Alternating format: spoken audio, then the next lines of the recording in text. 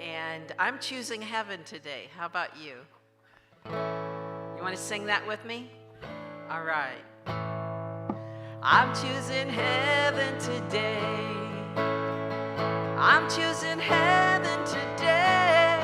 I am walking the road of heaven right now, singing, I'm choosing heaven today. I'm choosing love. I'm choosing love today. I'm choosing love today.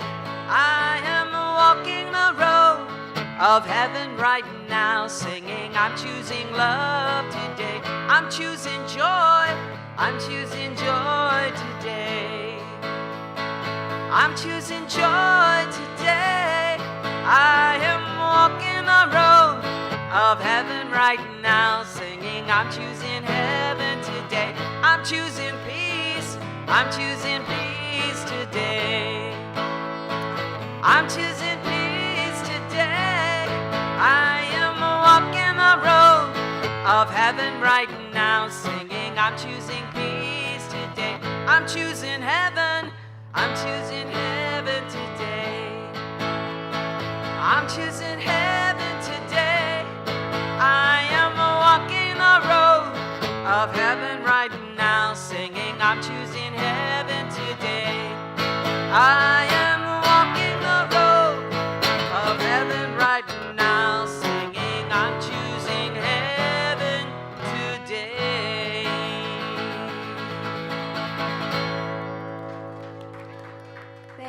Thank you, Stephan. Good morning, everyone, and welcome to Unity of Tacoma. We're so glad that you decided to join us this morning. My name is Reverend Lori Irwin Johnson, and I use the pronouns she and her. And if you've been here before, I want to thank you for joining us again. And if you're new to us, I'm glad that you decided to join us this morning. It's going to be a great discussion. We're going to have wonderful music from Stephan, and I'm really looking forward to what we have to share today. So thank you for being here. So I'd like to introduce then our musical guest, Stephan Plummer. Yes, Stephan is a regular and a favorite, and we love her. Thank you for being here today, Stephan. Looking forward to her music today. Today we continue with our Faith in Action series focused on the book, The Eternal Heart, The Mystical Path to a Joyful Life by Carl McColman. And we are going to be talking about Chapter 7 today on eternity. Our Faith in Action art piece is filling out. We only have one more piece here, and today's color is red. And so Danielle did the red one here. You can see how beautiful that is. It's absolutely gorgeous. And she has a poem on there, and it says, if we could see the miracle of a single flower clearly, our whole life would change. And that's a Buddha quote. So it's absolutely gorgeous. And apparently it's watercolor on canvas. So it's gorgeous and did a great job. So the one on the top is Katie did that one. And this one is Victoria. This one is Karen. This one is Linda. And this one's Sharon. Do I got it right so far? This one's me. And then Danielle. So we have one more. Our colors next week are gold and silver. So I'm looking forward to that last piece, and it'll be complete. And thank you so much for everyone who contributed, because it's been a wonderful project. We love Faith in Action and all the art and the creativity that comes out this time of year. I'd like to say the prayer for protection. Let's start off our service with that. So if you know the prayer for protection, say it with me. If you're unaware of it, it'll be on the screen for those of you who are online, and then there's a flyer in the back for those of you who are here in the building that don't know the words. Let us pray. The light of God surrounds us. The love of God enfolds us. The power of God protects us. The presence of God watches over us. And wherever we are, God is, and all is well. And as we sit here in prayer, let's just take a breath. And we bring into our hearts and our minds all of the things that have been happening this week, all of these things that we plan to do next week, and bring them all into the present moment, bringing your attention right here, right now. Because in real essence, we are only in this moment. we can think about, we can worry about, we can ruminate on. But every moment is the moment. It's the now moment. And it's the only one that counts. What happened yesterday is gone. What will happen tomorrow isn't imagined yet. So let's just take time to be present in this moment today, knowing that we are here by divine appointment. We are here for a purpose and a reason. So let's open our hearts, our minds, and allow whatever message that comes through today to be heard, to be acted upon, and just to be allowed to be. We're so grateful for each and every moment we have together, today, right here, right now. And so it is. Amen. Stephan's going to have a song for us, and then we're going to go into message. Thank you. Mm-hmm. So this song I wrote a number of years ago. It's called On and On. We have fun running and laughing and playing. We are the dawning of a new day that's bringing life, and we're living on and on and on and on. Our lives, they go on and on and on and on. And life goes on. Where will we stand when changes are coming? I'll hold your hand, and together we'll share life, a new beginning. On and on and on and on. Our lives, they go on and on and on and on. And life goes on. Life is forever as we're moving forward. The wheel of life's turning upward, eternal life, and we're living on and on and on and on. Our lives, they go on and on and on and on. And life goes on. Yeah, yeah, yeah.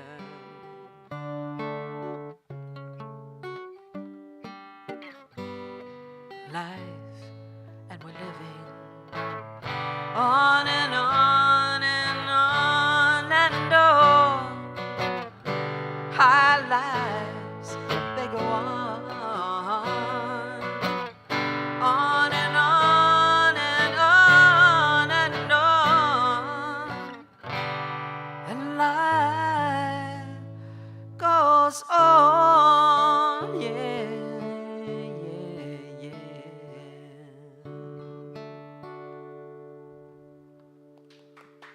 Thank you. Perfect. Thank you, Stephan.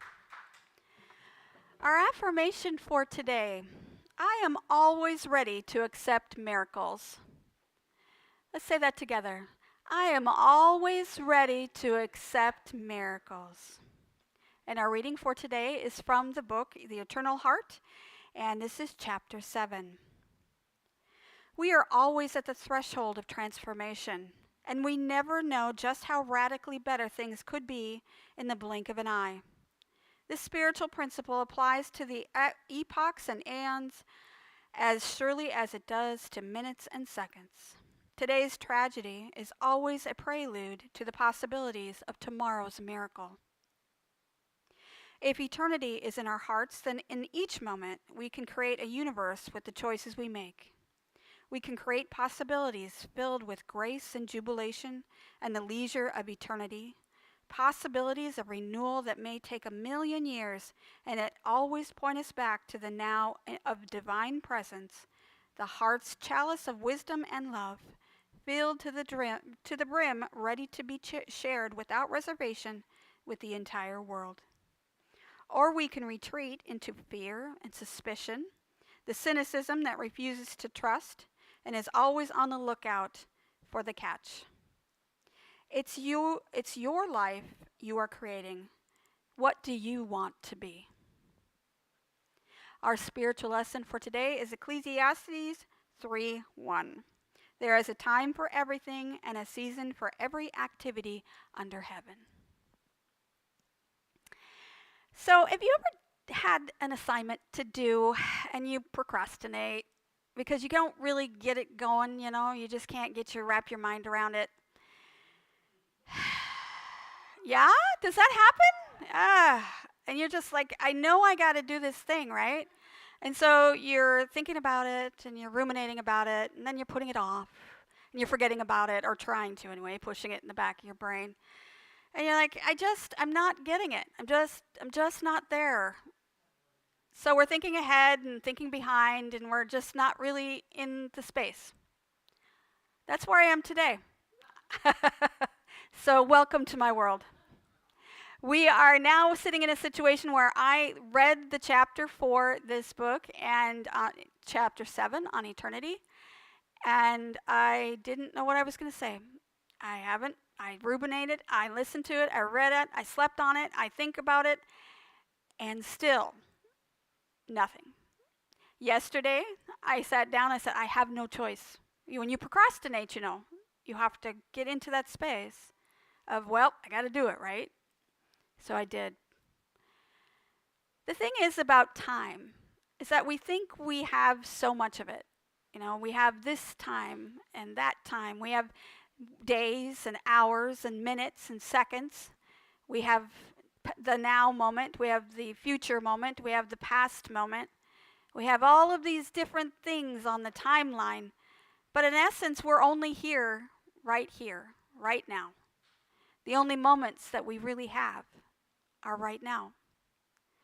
So when my husband looks at me and says, "You got this," and I'm like, I have no idea what I'm going to say.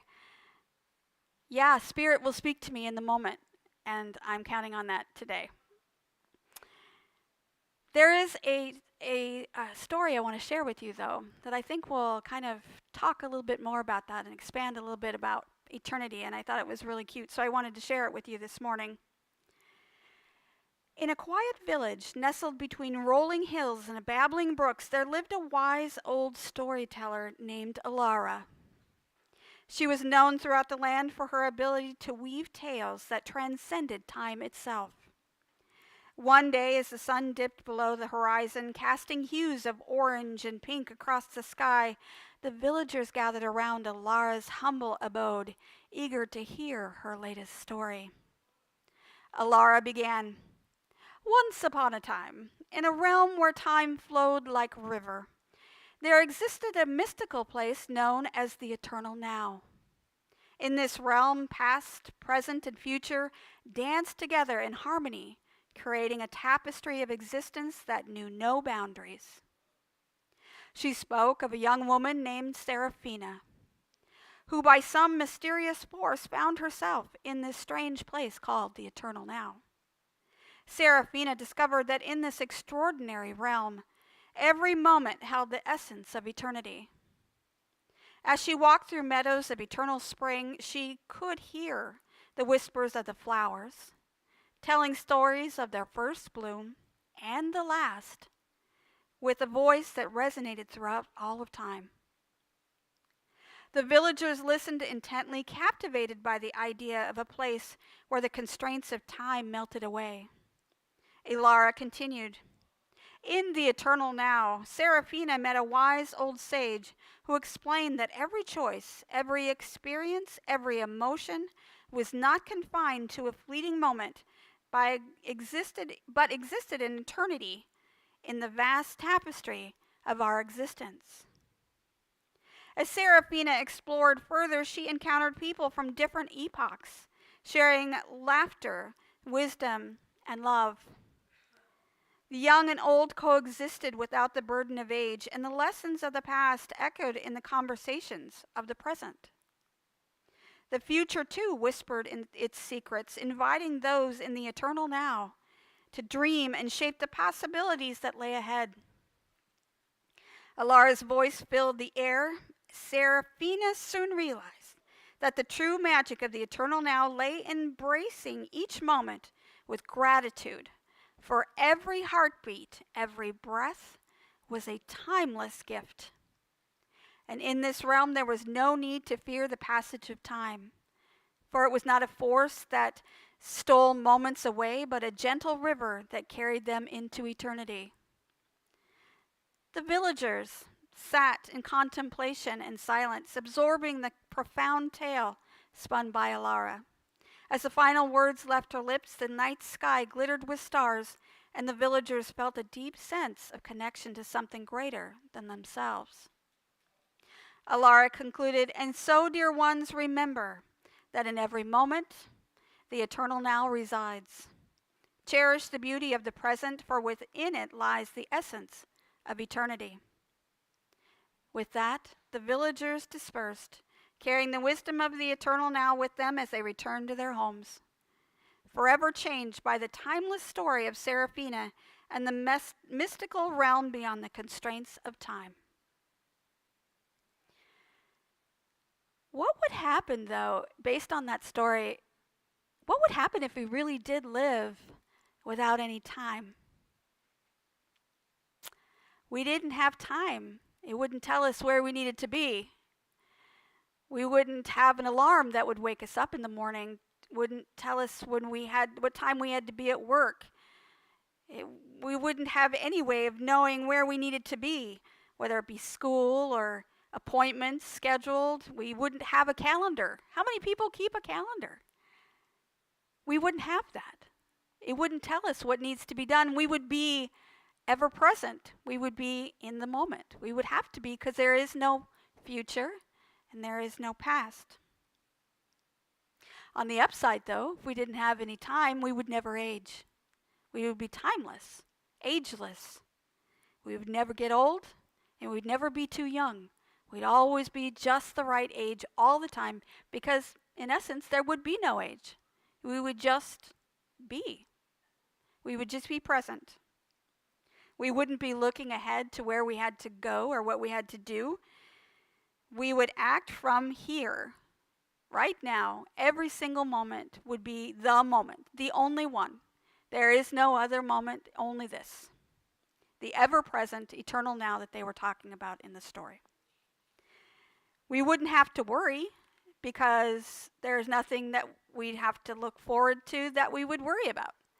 And we wouldn't have any regret, because we wouldn't have anything to remember to regret, because we're only in the present moment. We're only here right now all the time. So just think how different life would be if we were just fully present right now. Do you think, though, in this timeless age, in this timeless idea, would we be able to make plans? Could we really have a life that we would look forward to if we didn't have time?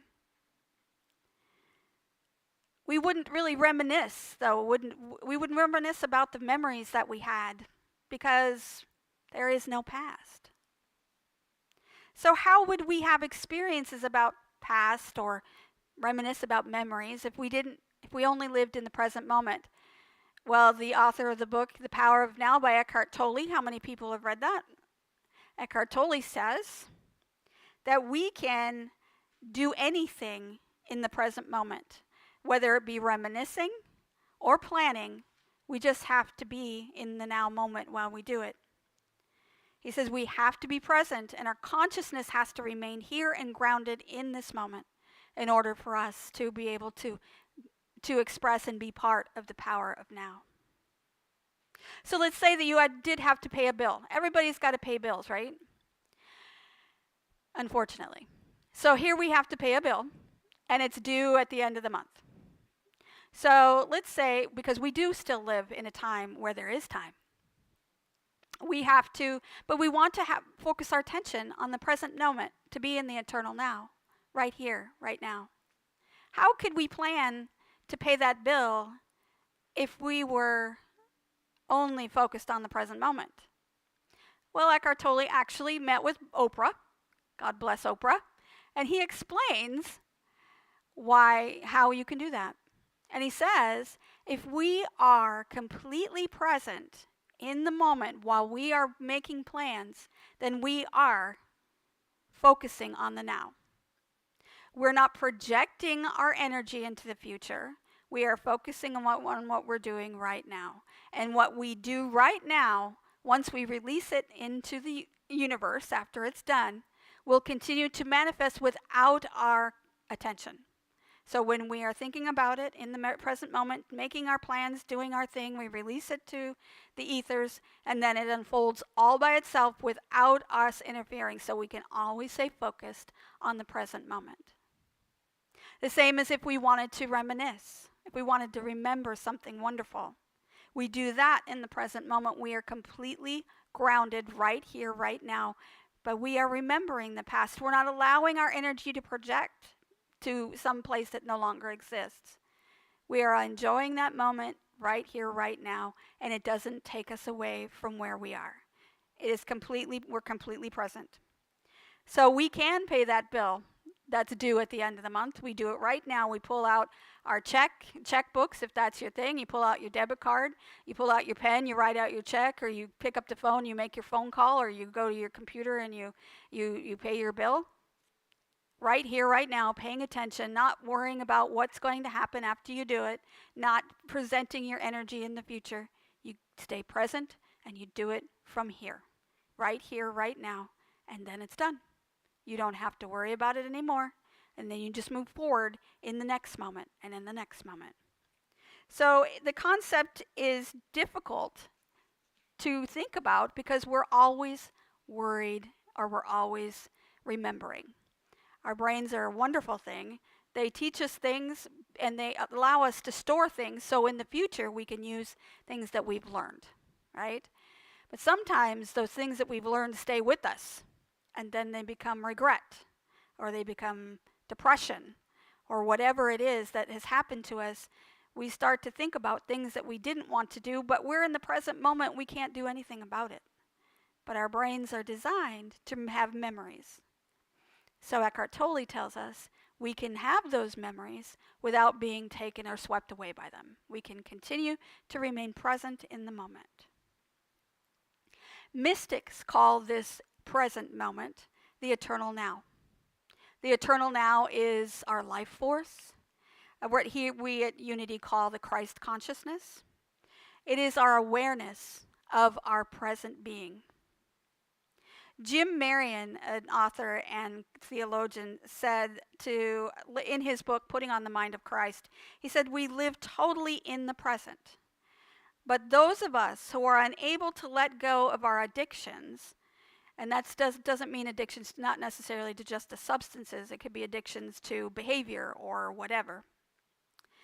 He says, let go of our addictions, on the other hand, are forever living in the past, incorrectly seeing and interpreting present events and people through the foggy lenses of prior emotional and a belief system conditioning.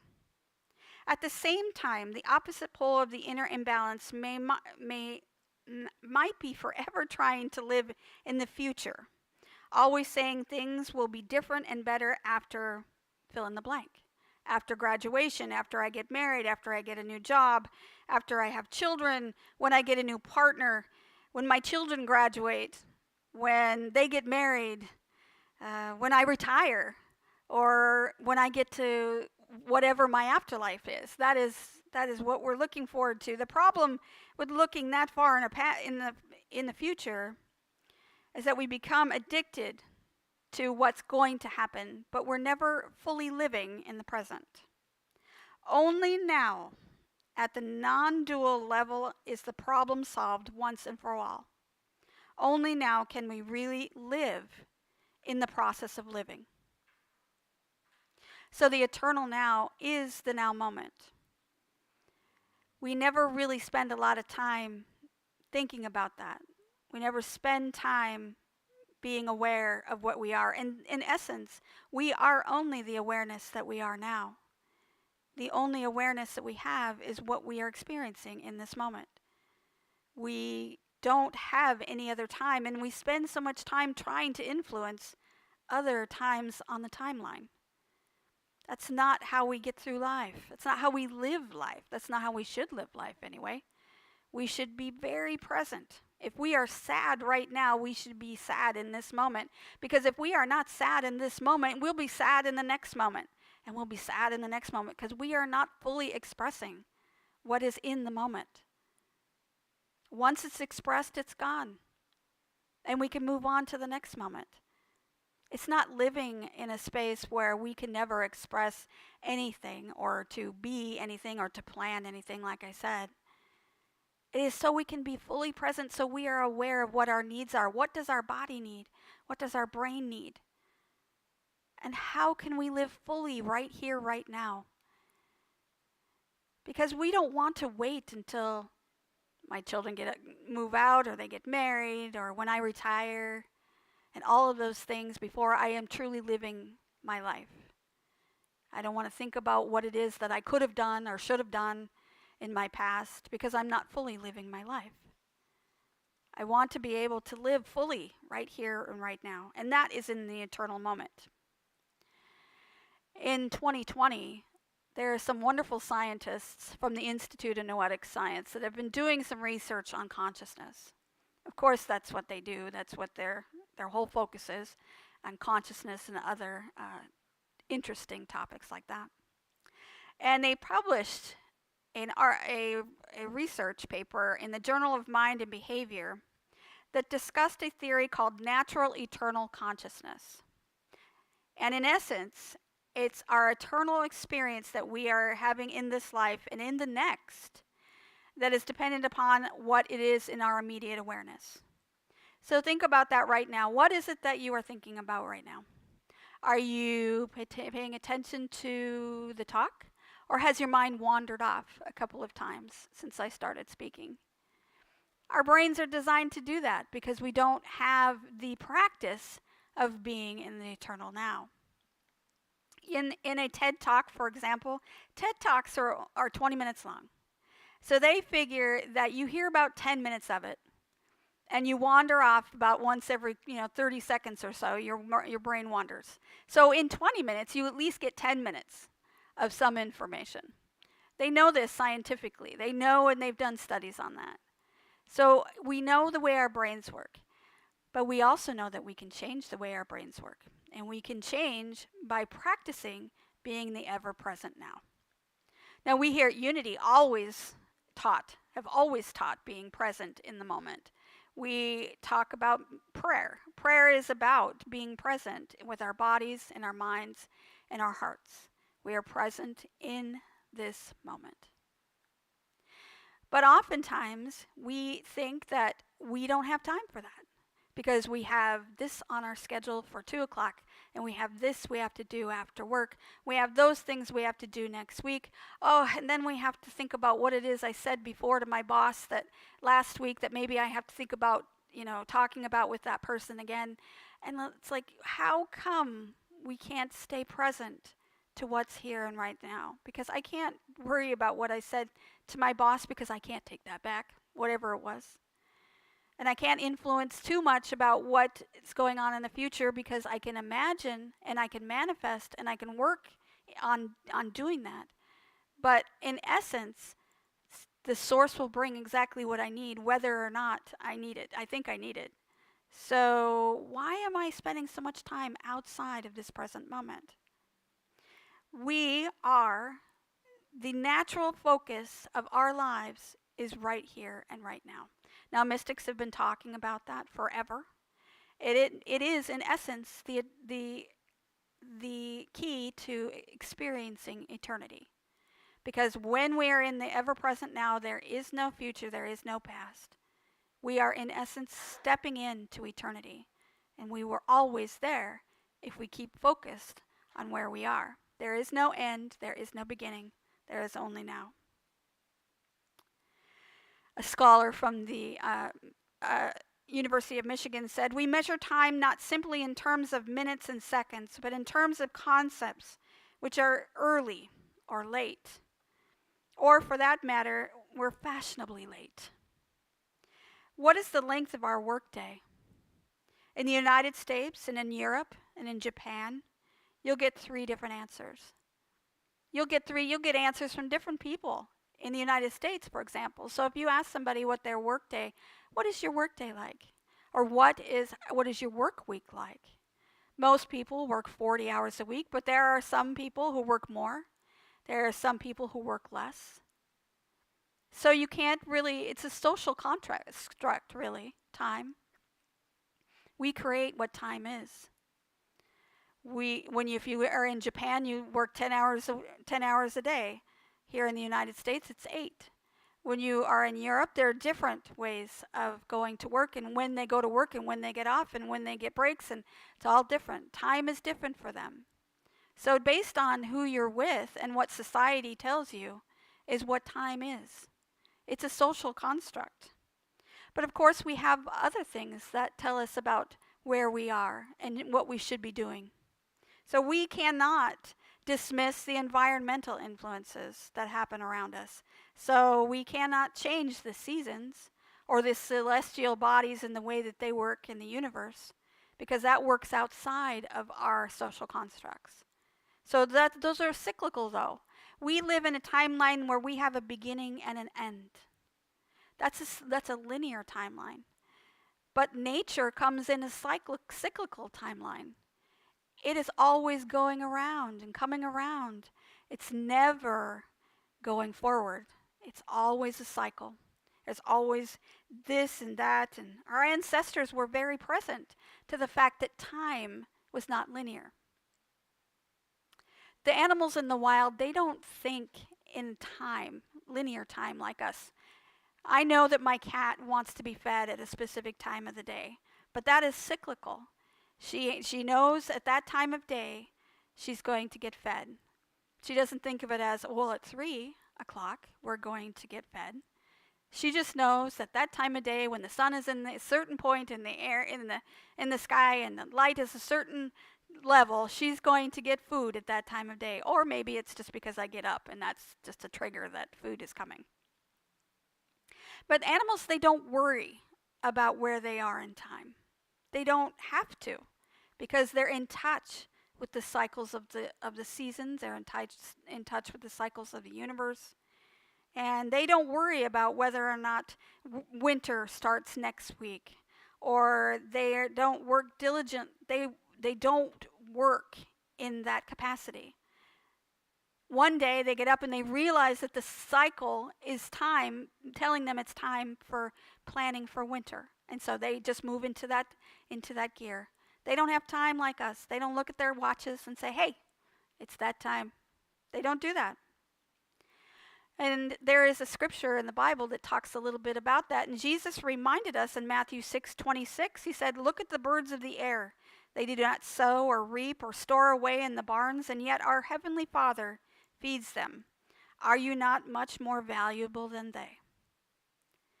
In essence, he's telling us that our connections to and our awareness to the seasons and the cycles of the universe will continue to support us, whether or not we're in any kind of time. We remain present, and we remain connected, and we remain aware of what's happening right here and right now, and we'll always have what we need. We'll move from what's compelling us to move right here. We're not worried about what's pulling us. We're not worried about what's pushing us back. We're right here and right now. In the book, chapter 7, he talks a lot about using different tactics, different tools to keep us in the present moment so we're not projecting in any future or past. And he talks about meditation, he talks about prayer, and he talks about using liturgy. And in the Catholic tradition, liturgy is actually a way of keeping time. So there are certain times of the day that they would speak their prayers, they would speak their liturgy. And that kept time for them before time was a thing. So we didn't have the type of time we have today just a couple hundred years ago. Time was more cyclical. It was based on the way the sun rose and the sun set. And we were more in tune with what's going on around us instead of worrying about what our watches and our calendars are telling us. So he talks about using those tools that our ancestors and the monks and the mystics throughout time have told us to use, whether that be prayer or meditation or contemplation or being present. Those are all tools to remind us and help us to practice to stay present in the moment. And when we stay present in the now moment, we are living in eternity. We are, in essence, timeless, and we will continue without age if we stay in that present moment. In the story earlier, you heard that the people of different epochs, they were sharing laughter and wisdom and love, and the young and old coexisted without the burden of age, and the lessons of the past echoed in the conversations of the present. The future, too, whispered its secrets, inviting those in the eternal now to dream and shape the possibilities that lay ahead. They were present in the story. They were available. They were in the eternal now. Whenever you hear a story, when somebody tells you a story and you're enthralled and you listen, you are only in the now. And that is the awareness of our eternity. It is the awareness of our timelessness. Isn't that the experience that we really want to have in this world? We want to be present and know what's happening right now. We want to see the wonderful red that's out in the audience right now. We want to see the green of the grass. We want to pay attention to the fluffiness of our kitty. And we want to spend time with the people we love right here, right now, and not be somewhere else in our minds. We want to be present. And that's the point. When we are present, we are eternal. And we will be and remain present and timeless forever. There is no beginning and there is no end. There is only now. In a few moments, we're going to have a meditation that's going to take us into the eternal now. But we're going to invite Stephan back for another song. And I just want you to start thinking, though, as she's singing today, I want you to start thinking about pulling your attention and your energy into your body and having it remain right here. There is nothing else you have to think about right now but being here present, listening to the music, and being with us here today. Thank you.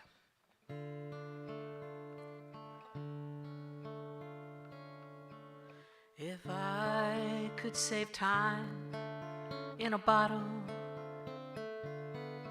the first thing that I'd like to do is to save every day till eternity passes away, just to spend them with you.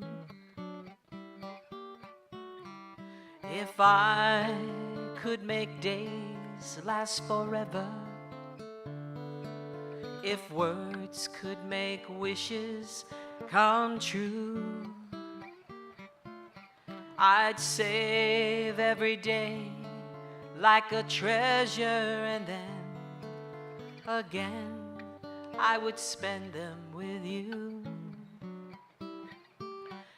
But there never seems to be enough time to do the things you want to do once you find them.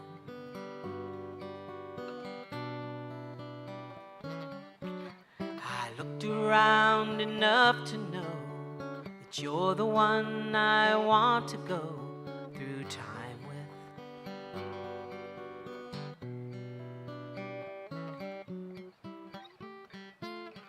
If I had a box just for wishes and dreams that had never come true, the box would be empty except for the memory of how they were answered by you. but there never seems to be enough time to do the things you want to do once you find them. I've looked around enough to know that you're the one I want to go through time with.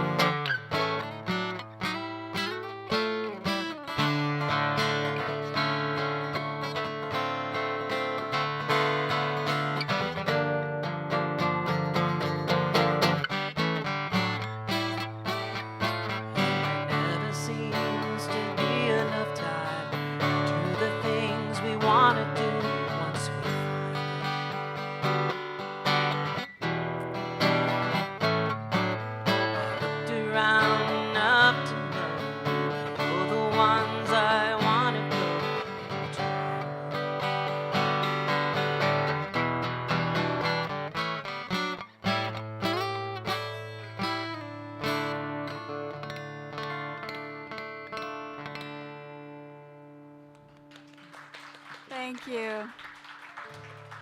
Perfect song. Perfect. Thank you, Stephan.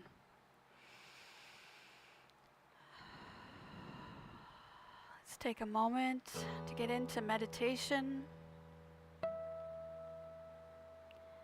Allowing yourself to feel supported and comfortable right here, right now.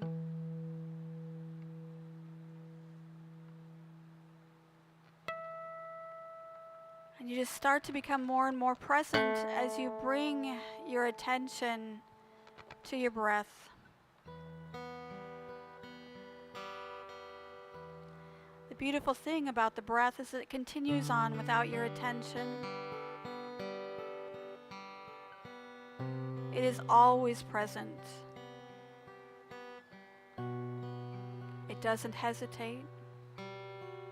It doesn't worry. It just goes in and out, supporting your body, supporting your organs, supporting your entire life.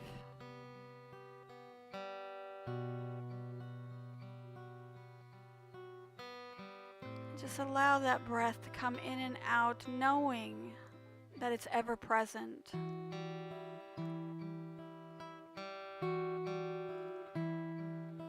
Pulling your attention into your heart.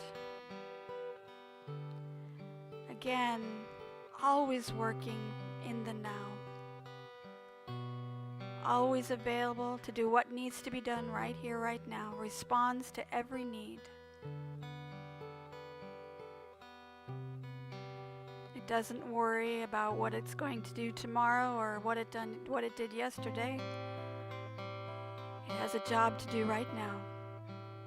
And it's efficient and it works tirelessly in the ever-present now.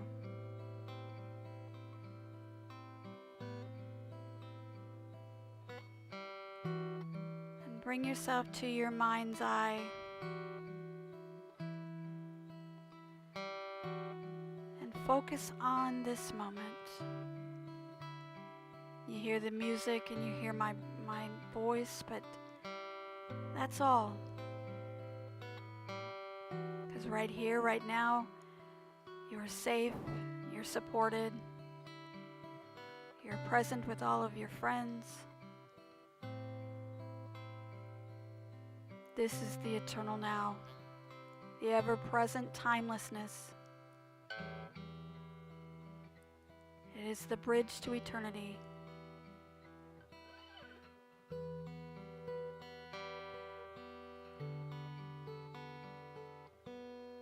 As you sit, you allow the boundaries between you and the environment to dissipate. And you become less form and more energy.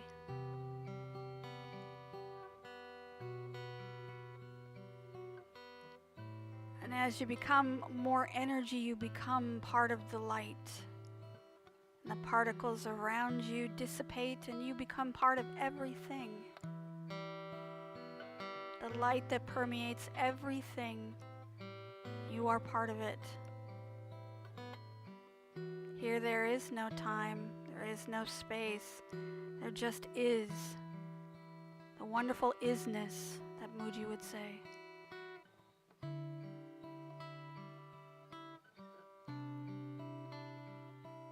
Our hearts, our breath, our bodies will do exactly what needs to be done.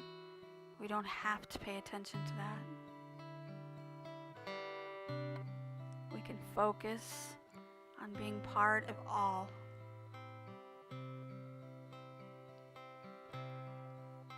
There is nothing pulling us ahead or pushing us back. We are right here, right now, present with the divine source of all.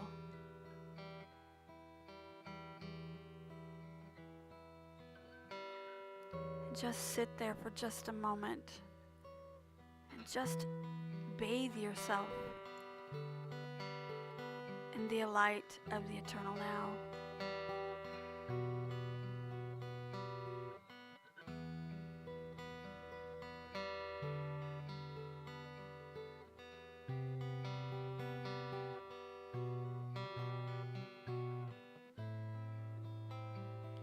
And if your mind starts to wander, it's okay.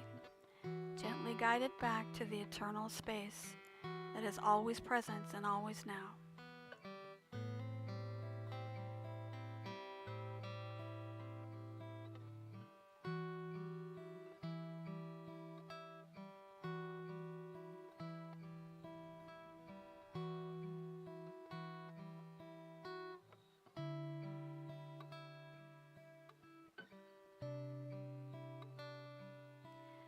This is an exercise you can do anywhere at any time. Whether you're standing in line or waiting for a bus or sitting at home wondering, what am I going to do next? There is nothing to worry about in the next moment. Take a breath, go within, and connect to that space of the eternal now.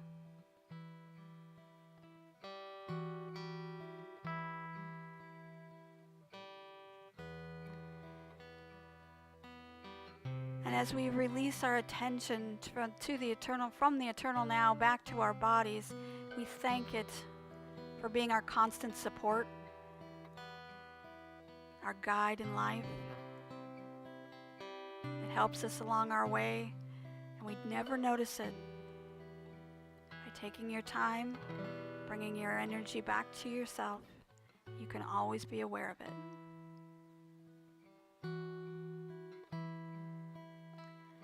Take a breath.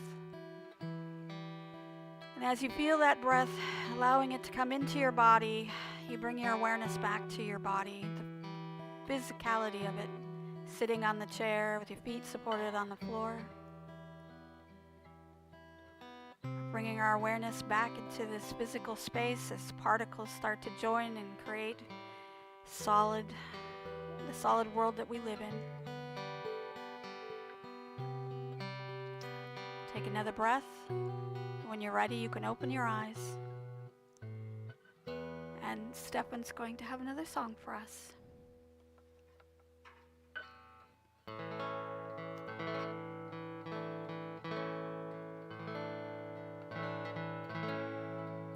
A broken heart is open. I'm gonna let it flow. Blessed water healing in my soul. Life can seem fragile. Oh, yes, it's true. But I let the water take me wherever it may go, 'cause I know, yes I know, God God is the river, God is the sea, God is the streams, and God is the life that flows within me.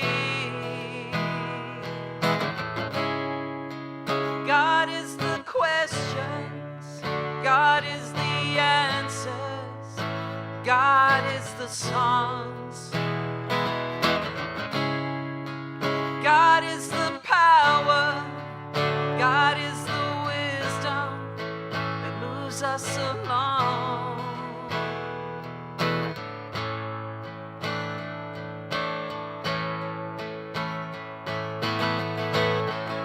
We're here and then we move on into the great beyond. Shooting stars and shining suns, God's light in everyone. Growing and flowing, yeah, yeah. Expanding everywhere. Life is so beautiful, and love is my prayer. And I know, yes, I know that God is the ocean, God is the river, God is the sea. Yes, God is the streams, and God is the life that flows within me. God is the questions, God is the answers, God is the song, God is the power, God is the wisdom that moves us along. Yeah, yeah.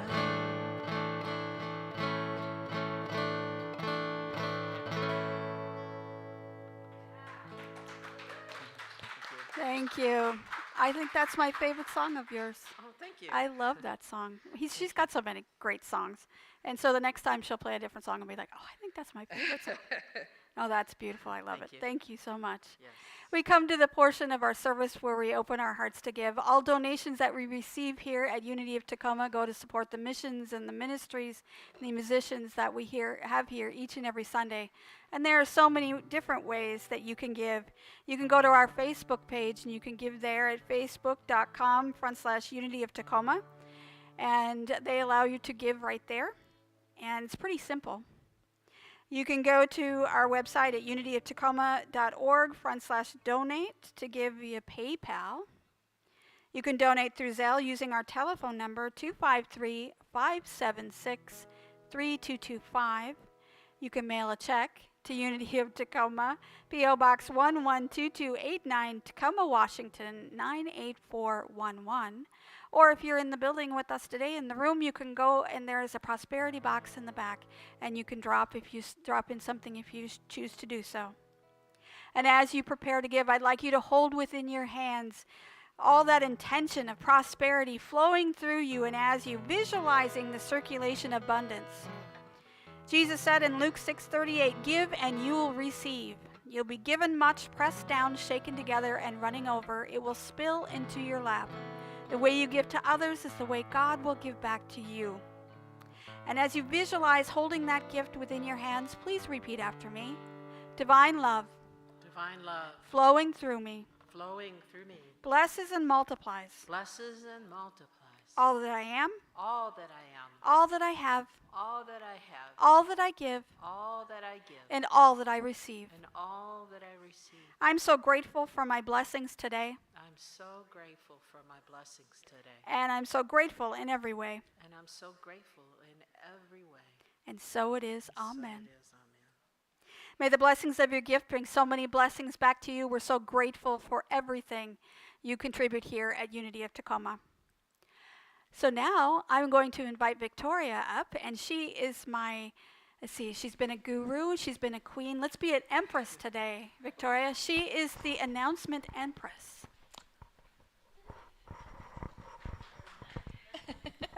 There is nothing better than that. The announcement empress. My goodness sake. Not quite sure what to do with that.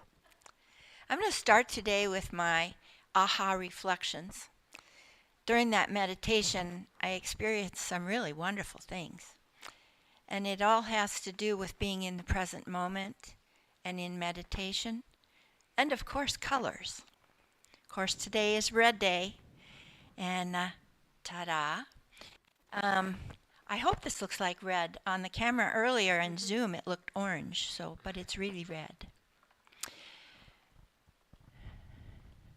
Ah, I see. Denise just showed me on her phone what color it really looks. So, one of the things that I've noticed, I noticed it the first time when I had my first massage. And I closed my eyes, and I started to be massaged, and the first thing that happened is tears flooded out of my eyes, and I had no idea why. I have since learned that that's because I had a whole bunch of pent-up stuff, sad stuff that I'd been carrying around for a long time, and it all of a sudden was released. Well, another time those colors showed up is when I was laying there enjoying the massage, closed my eyes, and all of a sudden colors were dancing like a kaleidoscope on my eyelids. You know, if you close your eyes lots of times during the day, in bright sunlight or whatever, you see those things going by. They're called floaters. You get those when you're older. But today in meditation, there were no floaters. It was all colors, bracketed colors like a stained glass window that was floating by in all different colors. I must say red didn't show up, but blues and purples and a streak of yellow every once in a while and some greens all came by. Very soothing. And you know, I've learned that doesn't happen unless you're in the present moment. So taking a couple minutes out every day just to enjoy the kaleidoscope of colors in your eyelids, they're there all the time. You can access them anytime, and they're very peaceful. Now, on that sad note that Lori talked about, I have been totally enjoying the Christmas shows on Hallmark. You know, they can get to be a little much, but in a nutshell, I saw one yesterday that was about a guy who was colorblind, only who didn't know it.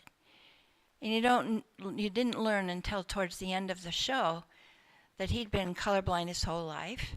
He thought life was all grays and black, and he got used to it. He, at first, of course, didn't even know that everybody didn't see the world that way. And, of course, the mother of one of the students happened to be an optometrist, and she was quite pushy, and she figured out that he was colorblind pretty quickly. And he was really good at faking it. But when it finally unraveled, she entered him into a study, and he was accepted to have these special glasses that were doing all kinds of wonderful things to bring color into colorblind people's lives. He was afraid to try them. He turned it down again and again and again, and she went ahead and did it anyway. And when she gave them to him, he pushed them back. He didn't want them.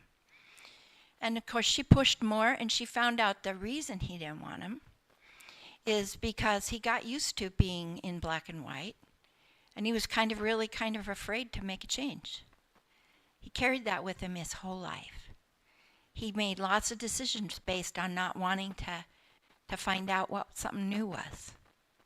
Finally, of course, she pushed hard enough, and he tried it, and all of a sudden, his world turned into color.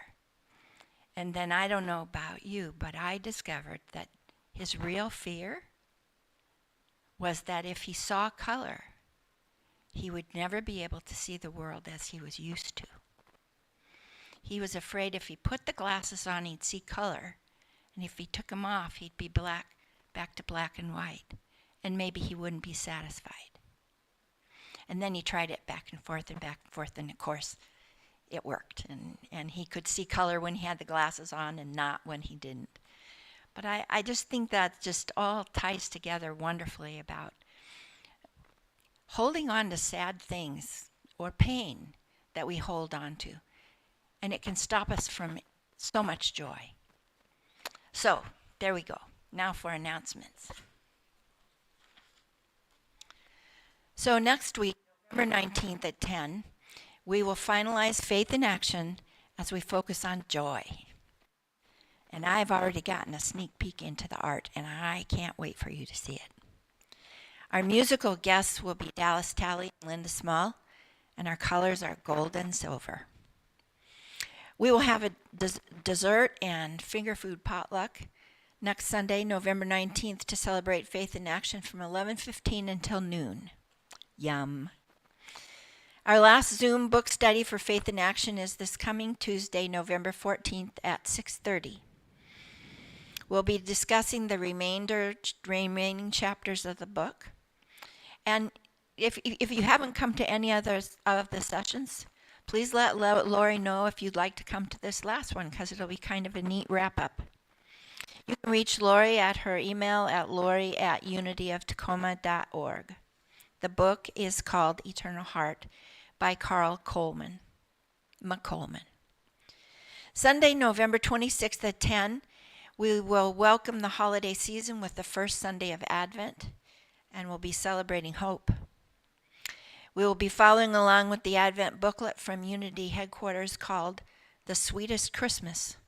You can download our copy of the book or order a print copy for free, or you can give a love offering by going to unity.org. Our next sandwich making is Saturday, December 2nd. That's the first Saturday of the month, December 2nd, at 11 a.m. A whole bunch of us are going to be making cookies or buying cookies to put into the sack lunches as an extra Christmas bonus, holiday bonus. And we'll meet here at Surge, just like regular. We will decorate our Christmas tree after the message on December 3rd.